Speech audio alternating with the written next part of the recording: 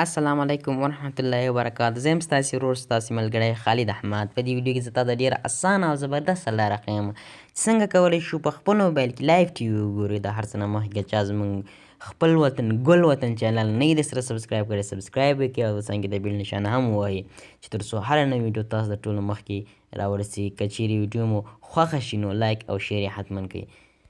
د دې دپاره باید تاسو په خپل موبایل کې لایف نیټ ټي وي ولرئ. دا چې دی ډېر ښکلی اپلیکیشن دی. د دې ډاونلوډ طریقه هم تاسو ته ښیم چې د کوم ځای نه باید ډاونلوډ کوئ.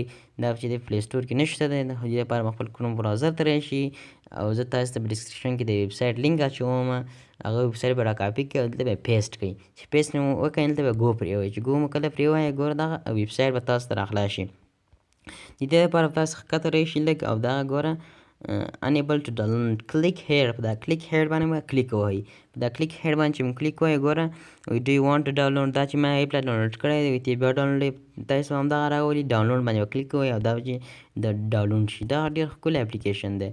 په دې کې ډېر زیات ټي ویګانې دي ګوره په دې کې ډېر زیات نیوز مووي همداسې نور ښایسته ښایسته ټي ویګانې ګوره کیناډا نیوز سپورټ مووي پورټګل د هر څه په باره کې دلته چینلان شته. ګوره ډېر ښکلی اپلیکیشن دی. ګوره جیو دا ډېر ښکلی او ښایسته اپلیکیشن دی. یو ځل بیا هم درته وایم که چیرې تاسو زموږ خپل وطن ګل وطن چینل نه یې درسره سبسکرایب کړی حتما یې سبسکرایب کړئ او که چیرې ویډیو مو خوښه شوي لایک او شیر یې هم کړئ. نو نور مو په الله تعالی سپارمه. د خدای په امان.